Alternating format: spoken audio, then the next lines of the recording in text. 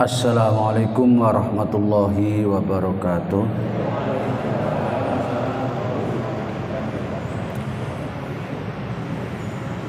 Innal hamdalillah nahmaduhu wa nasta'inuhu wa nastaghfiruh wa na'udzu billahi min sururi anfusina wa min sayyiati a'malina may yahdihillahu fala mudhillalah wa may yudlilhu fala hadiyalah.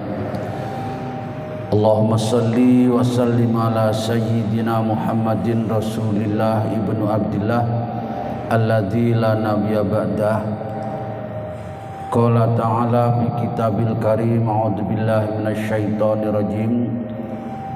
Qalu subhanaka la ilma lana illa ma 'allamtana innaka antal alimul hakim. Wa qala a'udzu billahi minasyaitonir rajim yarfa'illahu alladhina amanu minkum walladzina utul ilma darajat. Wa qala nabiyyu sallallahu alaihi wasallam man salaka tariqan yaltamisu bi ilman sahalallahu lahu tariqan ilal jannah. Sadaqallahul adzim wa sadaqa nabiyul karim. Hadirin kaum muslimin, Bapak Ibu jamaah salat maghrib Masjid Raudhatul Falah yang insyaallah dirahmati, dimuliakan serta dicintai oleh Allah Subhanahu wa taala. Puji syukur kita haturkan kehadirat Allah. Mudah-mudahan seluruh rangkaian ibadah kita sekecil apapun selalu diridhoi dan diterima oleh Allah Subhanahu wa taala. Matur suwun. Serta dapat menghantarkan nanti pada saatnya kita kembali ke hadiratnya betul-betul dibaringi mati dalam keadaan husnul khotimah, jauh daripada su'ul khotimah.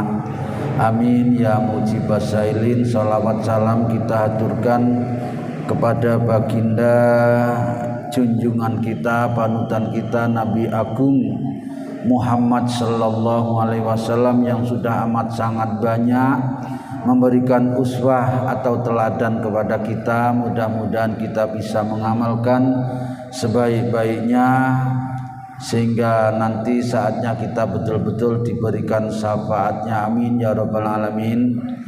Jamaah, kita lanjutkan taklim kita dalam waktu yang amat sangat singkat ini. Kita masuk kepada bab baru,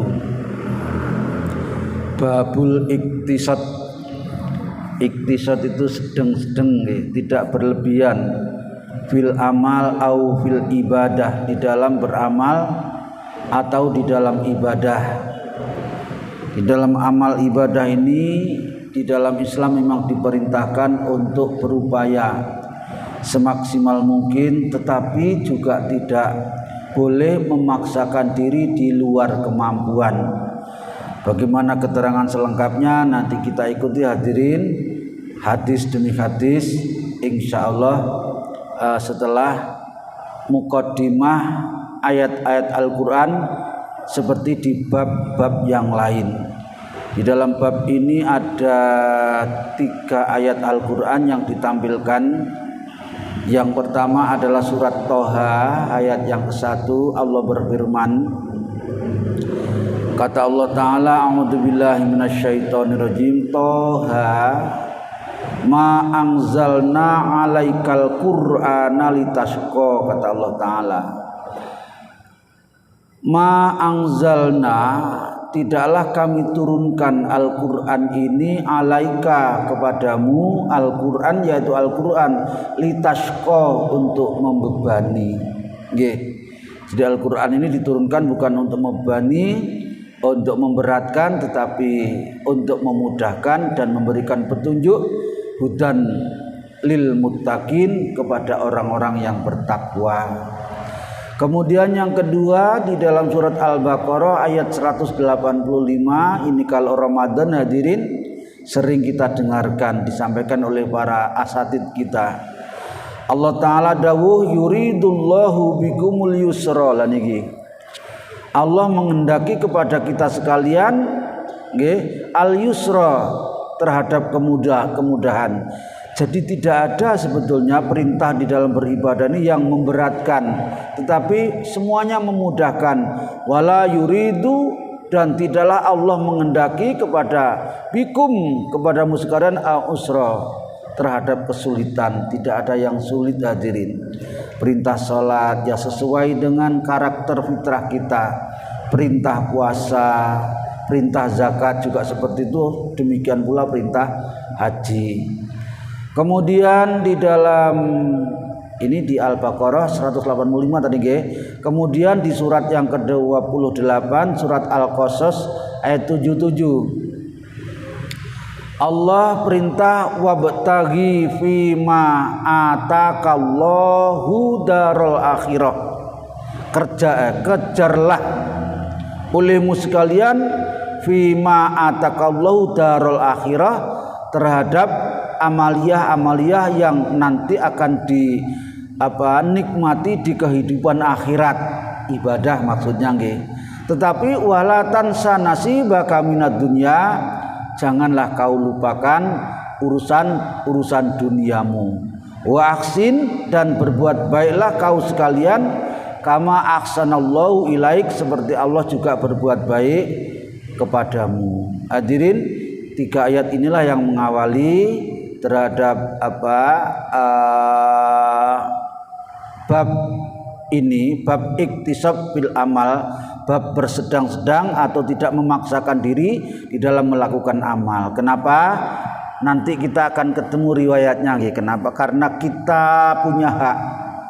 Badan kita dari kita sendiri punya hak. Keluarga kita punya hak. Tuhanmu punya hak. Bahkan anggota tubuhmu itu satu persatu, dari mata, tangan, semuanya punya hak yang harus kita penuhi masing-masing. Kita masuk kepada riwayat yang pertama. Wa'an Aisyah, sebuah riwayat dari Ummul Mukminin Aisyah radhiyallahu anha, anna Nabiya sallallahu alaihi wasallam, kata Aisyah, suatu ketika Nabi sallallahu alaihi wasallam dakhala alaiha, masuk di rumahnya Aisyah.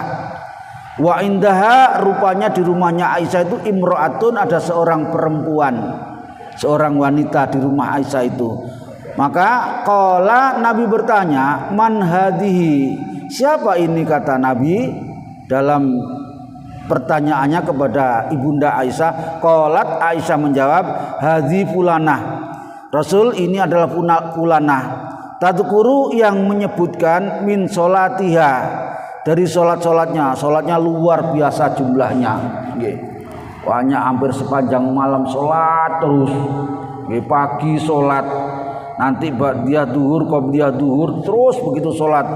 Karena itu hadirin, karena disebutkan banyak sekali tentang solatnya wanita ini, maka beliau bersabda, mah tahanlah atau hentikanlah, jangan kau turuti pelaksanaan yang semacam itu. Alaikum, untukmu, bima tatikun, laksanakanlah olehmu sekalian, bima, terhadap amalan-amalan, tutikuna, yang kau kuasai atau yang kau mampu melaksanakannya. Jangan memaksakan diri untuk memaksakan yang kau tidak menguasai atau kuat terhadapnya.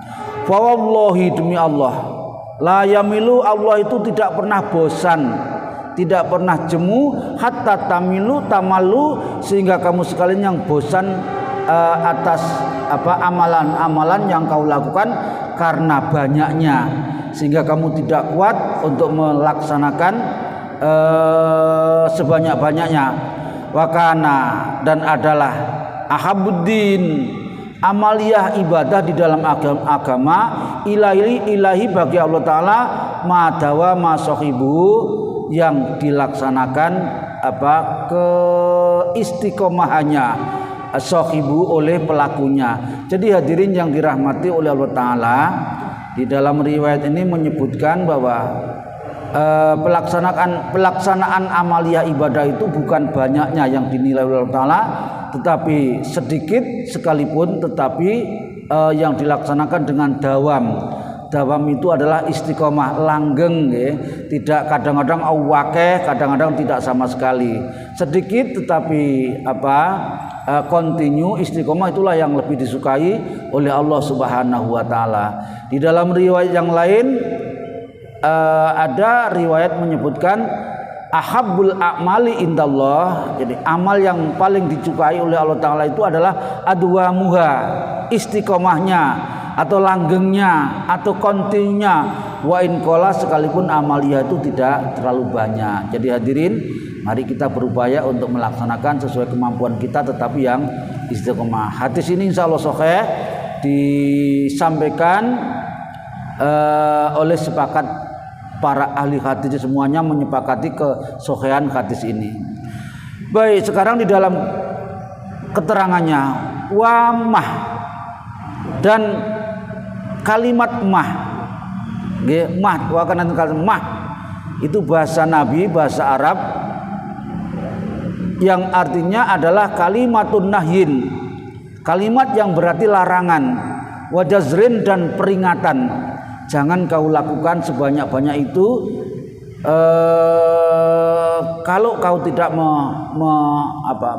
menguasainya, tidak mampu untuk melaksanakannya, tapi laksanakan sesuai dengan kemampuanmu saja. Wala yamalullahu ay la yaqta'u, Allah tidak akan memutus sawabahu, pahalanya amalia itu, ankum dari kamu sekalian, wa jazaa amalikum, dan balasannya daripada perbuatanmu itu. Wala yu'amilakum muamalatan al-mali hatta tamilu fatatruku, kamu tidak akan bisa melakukan sebanyak mungkin kalau kau tidak mampu untuk melaksanakannya, sehingga nanti kamu justru akan meninggalkannya. Fayan bagi, maka yang terbaik lakum, buat kamu sekalian, ini wanti-wanti Nabi kepada kita, yang terbaik buat kita antahudu, ambillah atau laksanakanlah amaliyah atau ibadah-ibadah tutikuna, yang kau kuat ad-dawama, untuk bisa melanggengkan atau mengistiqomahkan alaihi, terhadap amalan itu, yadumu sawabahu, supaya amaliyah, supaya pahalanya juga akan menjadi kekal dan dawam untuk selama-lamanya. Wa fadlihi alaikum, dan keutamanya juga akan untuk kamu sekalian. Ini riwayat yang pertama hadirin.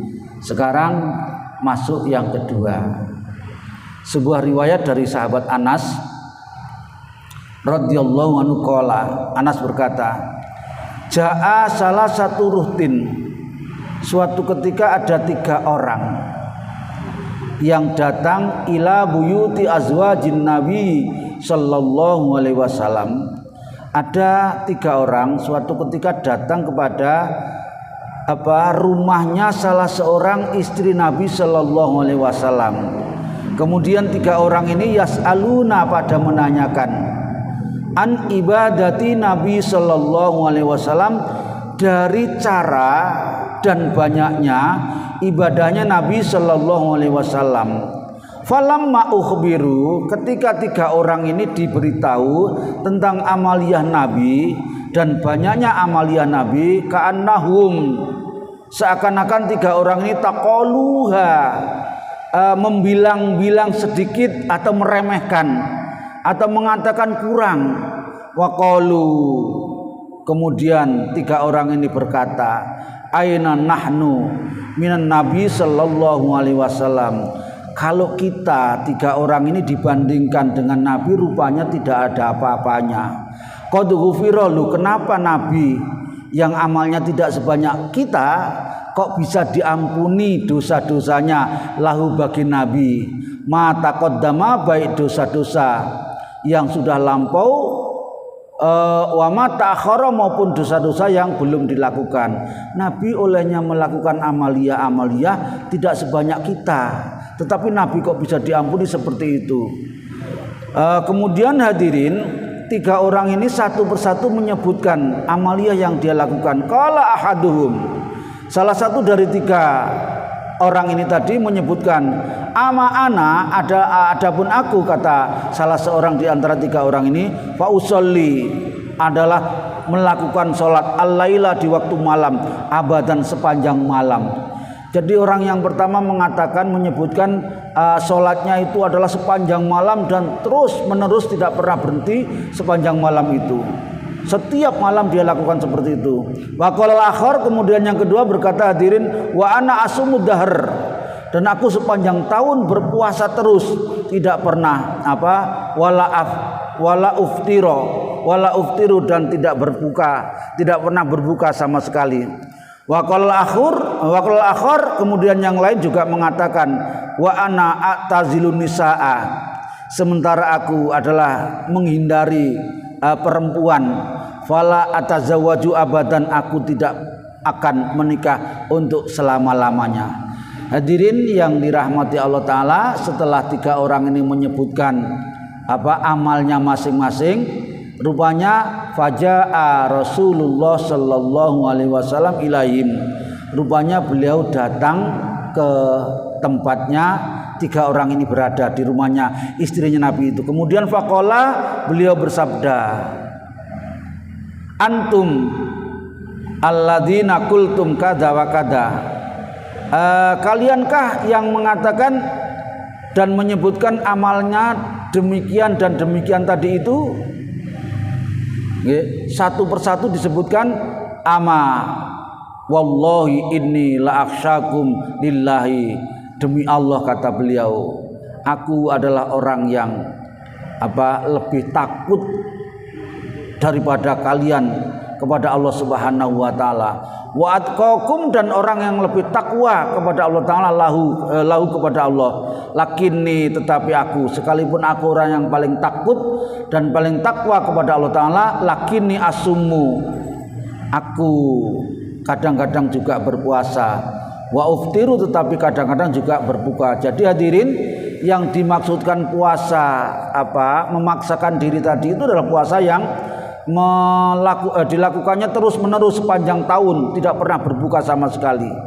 Ini dikatakan beribadah tetapi memaksakan diri, tidak sesuai dengan yang dituntunkan oleh Allah Subhanahu wa taala.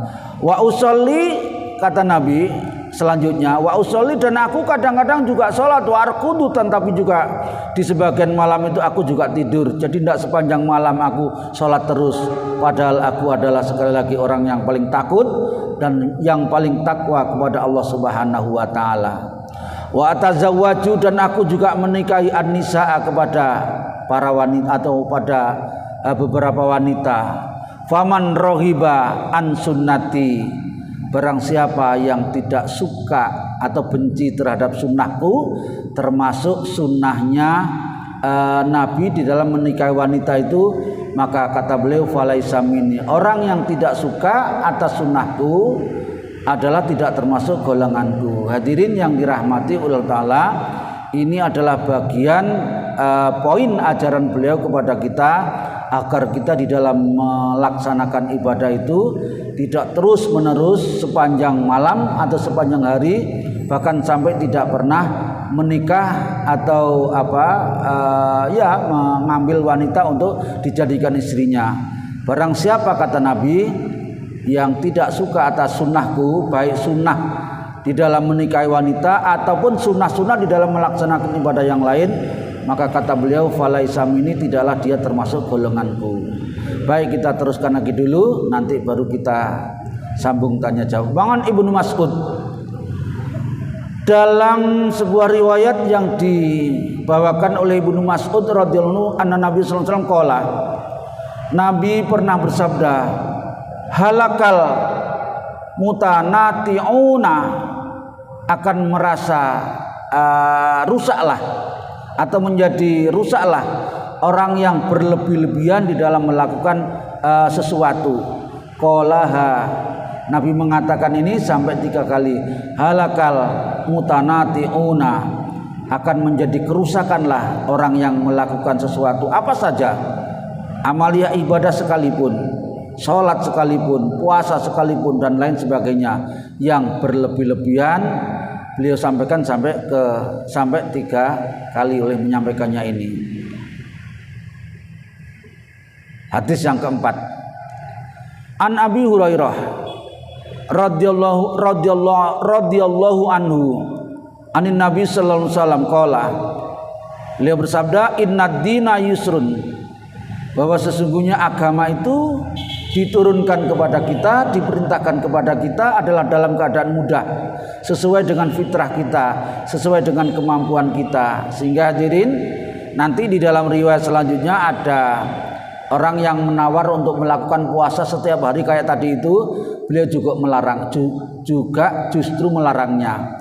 Puasa yang dibolehkan oleh beliau, oleh Nabi, maksimal adalah seperti puasa yang dilakukan oleh Nabi Dawud, sehari puasa, sehari berbuka.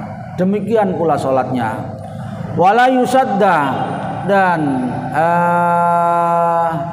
tidak memaksakan diri di luar kemampuan. Ad-dinu, yaitu agama. Agama tidak pernah memaksakan kepada kita, melainkan dilaksanakan sesuai dengan kemampuan kita. Kita ditaklif, diperintahkan untuk melaksanakan ajaran ini. Tetapi Allah juga di dalam sebuah firman-Nya itu la yukallifullah illa wusaha. Allah tidak memaksakan kepada kita, melainkan sesuai dengan kemampuan kita masing-masing. Kalau ada orang yang memaksakan diri melakukan sebanyak-banyaknya, dia tidak akan bisa illa ghalabahu, kecuali dia akan dikalahkan oleh amaliyahnya itu. Fasaddidu, oleh karena itu maka bersahajalah. Bersahaja ini artinya laksanakan, tetapi juga jangan berlebih-lebihan, jangan kurang, jangan berlebih. Wa qaribu, dan senantiasa berupaya untuk mendekatkan diri kepada Allah Subhanahu wa taala. Jangan sampai lalai, kadang tidak melakukan sama sekali, namanya tidak takarub. Wa absyiru, dan bergembiralah.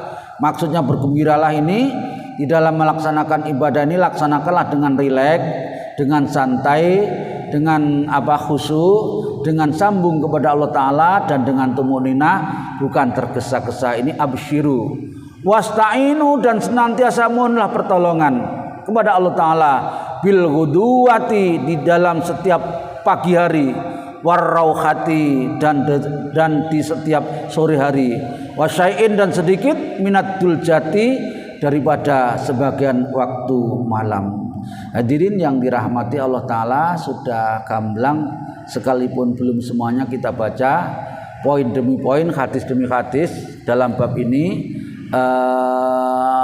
Keterangan beliau, mungkin sebelum kita lanjutkan lebih lanjut, ada yang perlu kita musyawarahkan, kita bahas, kita diskusikan. Monggo dipersilahkan, Pak Haji Sari, monggo. Enggak, mic-nya enggak ada. Ibu, lanjut. Oke. Ya, hadis yang kelima. Wan Anas radhiyallahu anhu qala, dakhalan Nabi sallallahu alaihi wasallam, suatu ketika beliau masuk di masjid beliau, Masjid Nabawi sana. Faidah hablun, tiba-tiba di keheningan malam, ketika beliau masuk di dalam masjid itu, beliau menemui sebuah tali atau seutas tali. Hablun itu tali, sehingga sekarang kita kalau menyebut ini namanya habl. Ini artinya tali, padahal hablun itu tali. Mamdudun, yang terikat memanjang tali itu. Bainas sarata, ini di antara dua tiang. Hadirin yang dirahmati Allah Ta'ala, pada saat itu Masjid Nabawi sudah ada tiang-tiangnya, tiang, karena masjid memang besar sekali, sehingga atapnya itu perlu penyangga. Tidak seperti masjid kita, banyak masjid yang rawat tiang kayak gini nih, di tengahnya tidak ada tiangnya. Ini ketika beliau masuk ke dalam masjid di waktu malam, rupanya ada seutas tali yang diikat memanjang antara satu tiang dengan tiang yang lain. Karena itulah maka faqala, beliau bertanya, ma hadzal hablu, apa ini tali maksudnya? Untuk apa tali ini? Mungkin begitu nggih. Qalu, maka para sahabat menjawab, hadza hablun li Zainab, tali ini adalah miliknya Zainab. Zainab itu salah seorang istrinya Rasulullah sallallahu alaihi wasallam. Kata sahabat selanjutnya, faida fatarat, ketika Zainab ini merasa lelah di dalam melakukan ibadah di masjid itu, ta'allaqat, maka Zainab berpegangan bihi dengan tali itu. Jadi hadirin, rupanya tali itu digunakan untuk pegangan tangan atau untuk menyadarkan dirinya Zainab ketika dia merasa lelah atau mungkin ngantuk kayak gitu nggih. Maka ketika beliau diberitahu atas maksudnya tali itu, maka beliau bersabda, faqala Nabi sallallahu alaihi wasallam, beliau bersabda, khulluhu, lepaslah tali itu, liusolli, hendaklah laksanakan salat ahadukum oleh salah seorang di antara kamu sekalian, nasatohu, ketika kalian merasa semangat atau seger atau terengginas, kata orang Jawa nggih. Jadi hadirin, tentu saja ini yang dimaksudkan adalah salat malam nggih, salat qiyamul lail, bukan salat 5 waktu. Kalau salat 5 waktu mungkin kita lemah, mungkin kita lelah, bahkan mungkin kita sakit, tetapi karena salat 5 waktu maka itu wajib hukumnya, sehingga kita tidak boleh melakukan nasatoh saja atau ketika semangat saja, ndak. Yang dimaksudkan Nabi supaya melakukan waktu semangat itu adalah sholat sunnah, termasuk sholat malam itu. Untuk sholat 5 waktu, selama akal kita sehat, maka kita wajib melakukan sesuai kemampuan kita masing-masing. Artinya apa? Yang tidak bisa berdiri ya boleh dengan duduk, yang tidak bisa duduk ya boleh apa bisanya, berbaring kayak telentang dan lain sebagainya. Yang berhalangan dengan sempurna menghadapnya, bisa menghadap kemana saja untuk melakukan sholat 5 waktu. Tetapi sholat sunnah laksanakanlah ketika nasyatoh, kata beliau, ketika semangat, ketika seger, ketika terengginas, ketika sehat.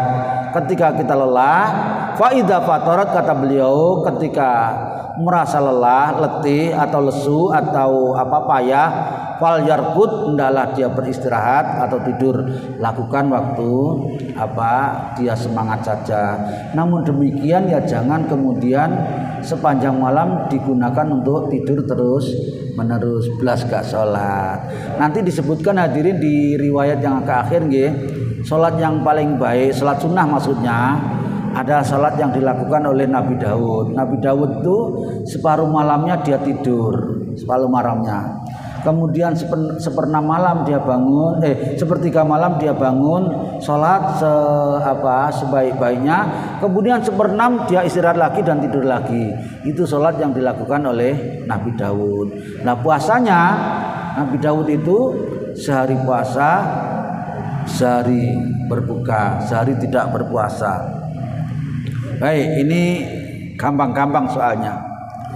Wa an Aisyah radhiyallahu anha anna Rasulullah sallallahu alaihi wasallam qala, idza na'asa, na'as itu bahasa Arab artinya ngantuk nggih.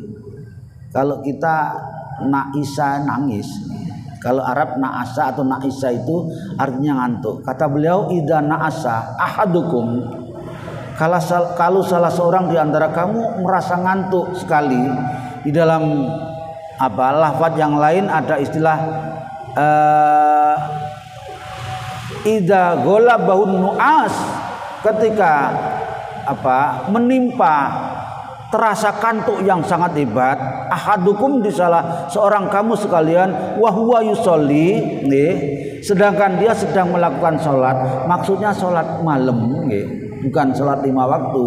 Ketika dia melakukan sholat malam, dia rupanya ngantuk karena satu dan lain hal, fal yarqud, hendaklah dia istirahat dan tidur dulu, hatta yadhaba, sampai ngantuk itu terasa hilang, anhu, dari ahad, an-nauma, dengan tidur itu.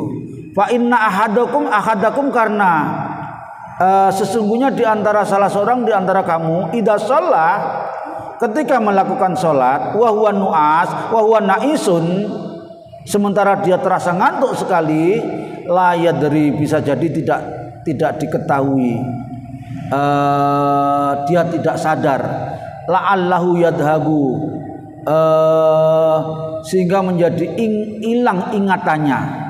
Yastaghfiru, yang mestinya dia akan minta ampun, mohon ampun, istighfar kepada Allah Ta'ala, rupanya fayasubu, justru dia akan menjadi hujatan-hujatan dan makian-makian nafsu kepada dirinya. Karena apa? Karena rasa ngantuk yang sangat hebat tadi, sehingga yang diucapkan tidak jelas, tidak menjadi permohonan ampun, justru sebaliknya.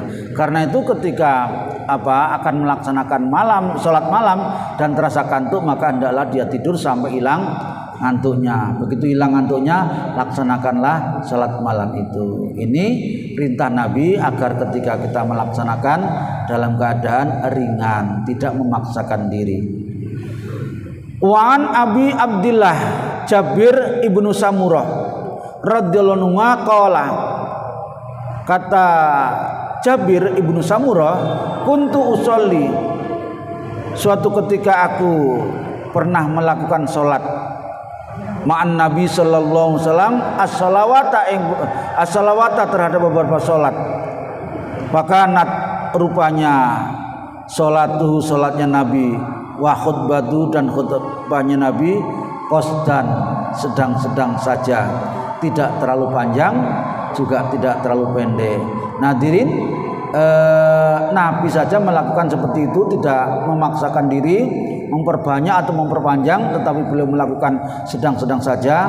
Apalagi hendaknya kita harus meniru kepada apa yang dilakukan oleh Rasulullah Sallallahu Alaihi Wasallam. Nah, ini agak panjang hadirin, cerita, tetapi juga ada isinya nasihat. Baik, sebelum masuk ke sini mungkin ada lanjut, Ibu, ada yang ditanyakan? Lanjut nggih? Tidak? Nggih. Itu Ibu ada. Monggo, silakan. Nggih, monggo. Assalamualaikum warahmatullahi wabarakatuh. Waalaikumsalam warahmatullahi wabarakatuh. Tanya ke sholat malam itu. Oke. Saya pernah dengar kalau Nabi itu sholat malamnya sampai kakinya bengkak. Oke. Itu bagaimana? Karena di sini kan tadi kayak segar-segar aja. Iya.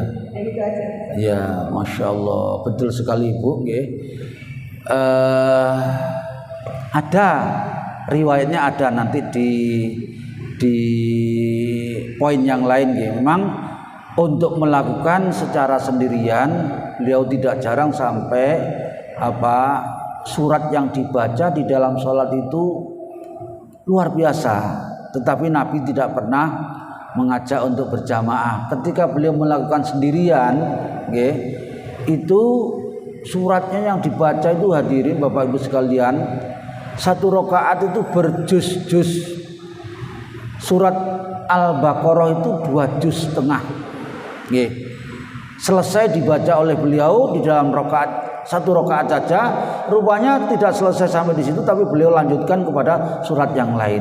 Sampai waktu itu ada sahabat yang mengikuti sholatnya. Mestinya tidak beliau ajak, tetapi sengaja sahabat itu ikut, sehingga sahabat itu merasa keberatan. Karena itulah maka pernah beliau memang melakukan sholat malam itu sampai kakinya bengkak, dan ditegur oleh salah seorang istrinya, kenapa Nabi kau lakukan sampai seperti itu, padahal dosa-dosamu kan sudah diampuni, dimaafkan oleh Allah Subhanahu wa taala. Apa jawab Nabi? Sederhana jawabnya Ibu. Rupanya Nabi menjawab, apakah aku tidak boleh menjadi hamba yang banyak syukurnya kepada Allah Subhanahu wa taala. Bapak Ibu hadirin, khususnya yang menanyakan, yang kita baca tadi itu adalah beberapa contoh atau uswah Nabi yang harus kita ikuti. Sementara Nabi punya sifat khususiyah yang tidak boleh untuk dilakukan oleh selain beliau.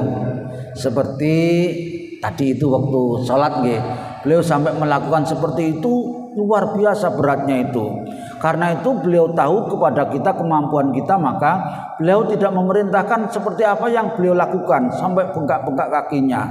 Demikian pula hadirin yang dirahmati Allah Ta'ala, nanti ketemu juga kita sebuah riwayat yang mengatakan bahwa Nabi melarang kita puasa itu sampai wisol, sampai maghrib tidak buka. Terus lanjut puasa terus sampai malam, bahkan sampai besok hari. Suatu ketika pernah ditegur oleh salah seorang sahabatnya Nabi, kau melarang kami untuk puasa wisol, tetapi kau kan melakukan apa? Jawab Nabi, kamu tidak sama dengan saya, kata beliau. Aku diberikan kemampuan oleh Allah Ta'ala, bahkan aku dikenyangkan oleh Allah Ta'ala tanpa makan berhari-hari. Sehingga apa yang diajarkan oleh beliau kepada kita adalah sesuai dengan fitrah dan kemampuan kita. Kita tidak boleh meniru terhadap apa yang dilakukan sebagai sifat khususiyah Rasulullah Shallallahu Alaihi Wasallam, itu puasa. Demikian sholat tadi. Bahkan hadirin Bapak Ibu sekalian, di dalam beristri kita juga tidak boleh mengikuti apa yang dilakukan oleh Rasulullah Shallallahu Alaihi Wasallam. Kalau boleh tahu berapa istrinya Rasulullah? Lah, gitu. Kita tidak boleh toh, tidak boleh lebih dari satu saja, tidak boleh kalau kita tidak bisa adil. Kita boleh memang lebih dari 1 sampai 4, tapi maksimal cuma sampai 4. Itu pun yang pertama dapat izin dari istri yang pertama, yang kedua juga harus punya sifat adil. Ini untuk kita. Nabi enggak, karena Nabi mempunyai sifat khususnya. Jadi termasuk tadi ketika beliau melakukan sholat malam sampai kakinya bengkak, tapi kok Nabi mengajarkan kepada kita lakukanlah sesuai dengan kemampuan, karena memang kalau diteruskan agak panjang Bu nggih. Jadi ada satu satu sairan yang mengisyaratkan kepada kita, Nabi itu adalah manusia biasa seperti kita, manusia. Karena itu punya sifat-sifat kemanusiaan. Beliau juga tidur, juga makan, juga beristri dan lain sebagainya.